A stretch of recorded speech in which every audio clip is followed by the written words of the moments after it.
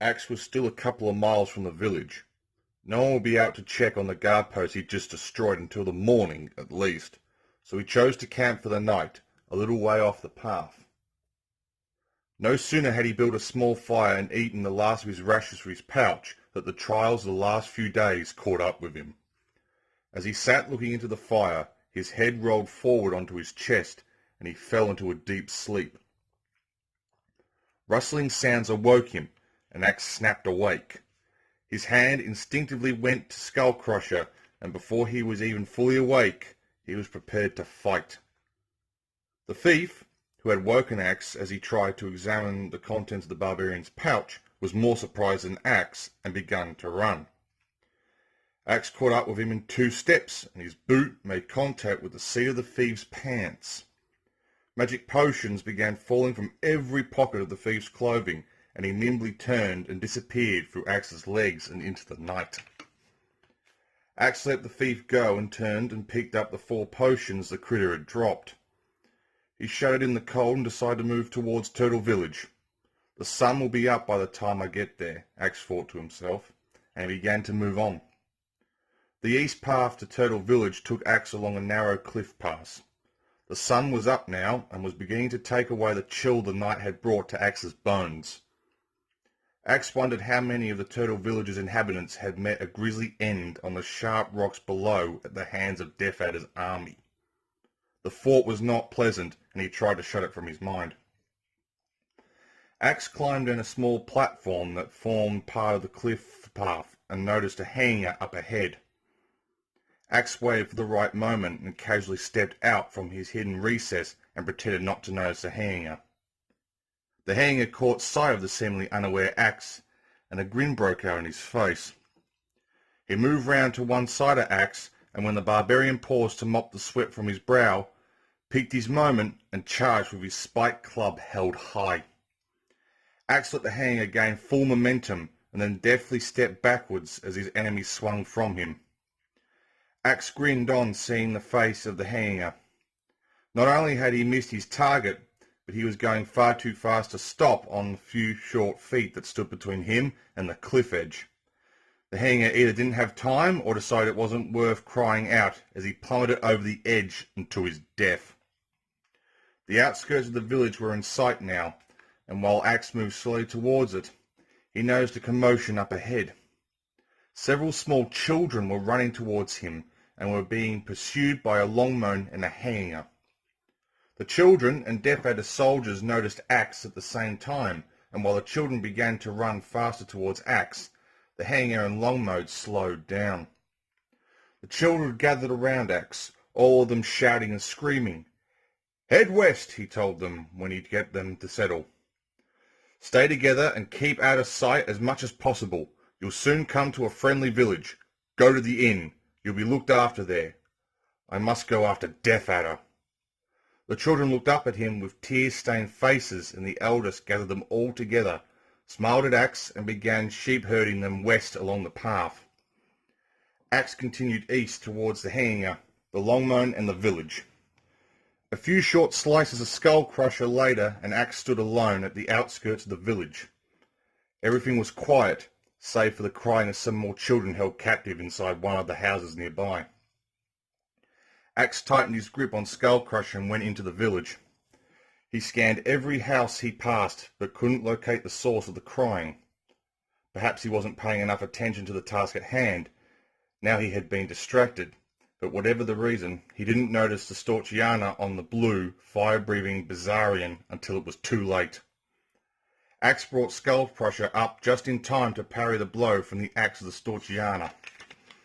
But she dug her heels into the dragon's rump, and flames leapt from its mouth, completely engulfing Axe. Singed and shocked, but otherwise unhurt, Axe leaped into the air and swung his sword. The woman crashed to the ground and didn't move. The dragon, confused, settled on the ground some yards away. Axe raced towards it and mounted the animal. He grabbed the reins and swung the dragon around towards the still motionless woman. He kicked hard into the dragon's hind legs, and the fire spewed forth over the prone woman. She screamed, too loudly to go unnoticed, as the flames engulfed her. Eventually, The scream died away as her body, like the others, crumbled into dust.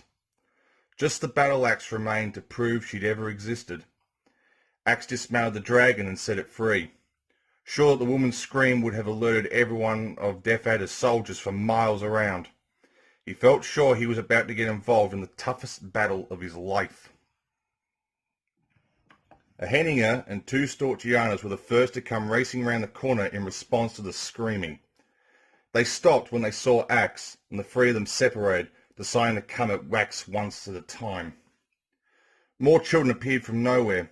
Obviously these 3 had been guarding them nearby. "Run to the rest," Axe shouted as he raced towards the Henninger. The Henninger's club flew from his hand as Axe's shoulder charged, put him on the ground. Axe wasted no time. He sheathed Skull Crusher and grabbed the dazed Henninger by the waistband and the hair and lifted the struggling shoulder above his head. With a mighty shout and shove, he tossed the body towards the advancing woman. All 3 ended up in a big heap. Axe followed up his attack swiftly and grabbed one of the women as she began to rise. He took hold of her head with both hands and smashed his foot into her stomach. Her body went limp, and Axe lifted her above his head and tossed her aside, where she crumbled to dust. With Skull Crusher unsheathed once more, he turned to the other 2.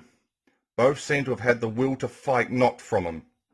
Axe lowered Skull Crusher and was about to move off further into the village, where memories of Alex came flooding back. The anger welled up inside him and he brought the hilt of his sword down onto the skull of the Henninger. The head split and the man moved no more. The woman desperately tried to get to her feet. The fear shone from her eyes as she looked towards Axe. "Spare me, please," she begged him. Axe turned as if to go away, but decided he would spare no soldier of Death Adder, man, woman, or animal. Skull Crusher took the Storchiana's pain away.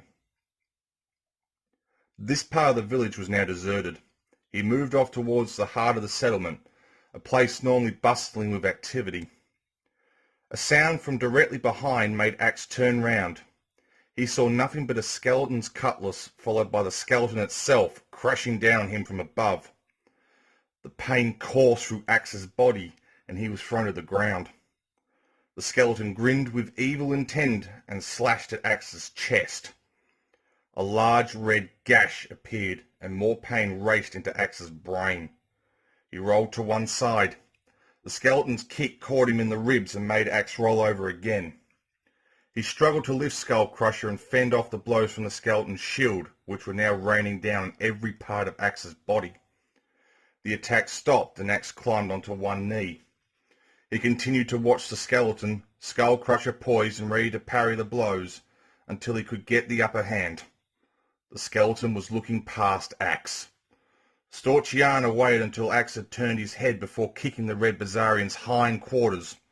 The fireball caught Axe in the back, and the force of the blow sent him face down into the dirt. His mind raced. Skeletons were among Death Adder's elite troops. They were superbly athletic and had a cunning, evil, and intelligent fighting mind. They could wield a cutlass like there was no tomorrow as well. A fight with a skeleton was never a foregone conclusion. Even so, they could be hurt by fireballs. Axe jumped up. He ran at the skeleton and caught it with a slice from Skull Crusher. He sliced it again, going back the other way, then kicked the skeleton in the face, forcing it over on its back. Then he broke off the attack and raced towards the woman. She dug her heels in again and Axe rolled to avoid the fireball. As it passed, he leapt into the air and the force of his attack unseated the woman. He clambered onto the dragon, but the skeleton was too fast. It came down on Axe once more, and the dragon, terrified, ran off to safety as Axe was forced yet again to fend off the skeleton's attack. As another blow caught Axe on the side of the head, he scrambled frantically for his pouch. He pulled out 4 bottles, almost the maximum Tyrus had shown him how to use, and he threw them in the air.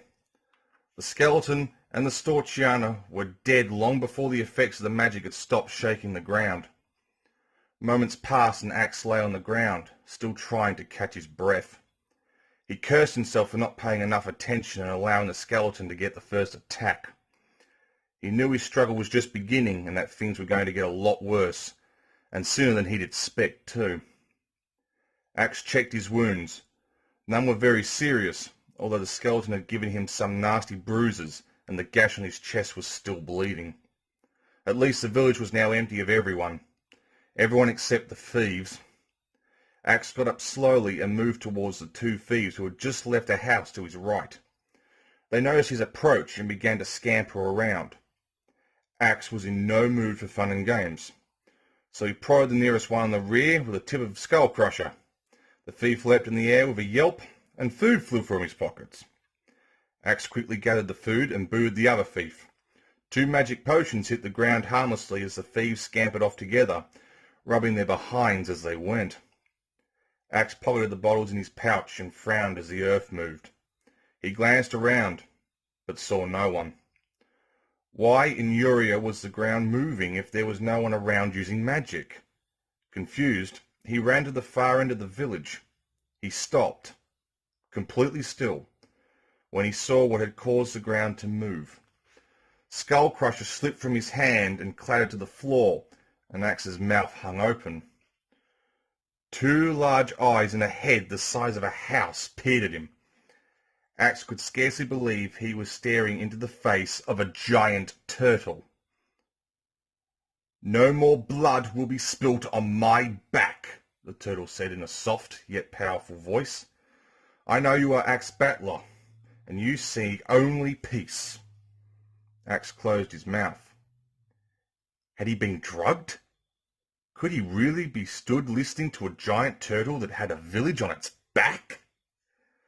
"Yes, Axe, I have supported this village for many years, happy in the knowledge that a community thrives on my back.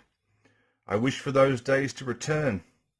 I am forbidden to fight Death Adder as I am a sworn pacifist, but I will help you in the only way I know how."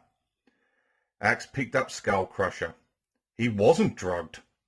So that's why they call this place Turtle Village, he thought to himself. I must reach Death Adder's castle and regain the Golden Axe before he gains total control of Uria, Axe said to the turtle. Death Adder's castle is to the south, across the sea, said the turtle. I know not where exactly, but I will carry you across the sea as fast and as far as I can. But then I must return here, so that my village can begin to rebuild itself. With a powerful surge, the turtle pushed itself off and began swimming. Axe sat down and ate the food he'd taken earlier. I'm having the strangest day, he thought, as he settled to enjoy the ride and recover some lost energy.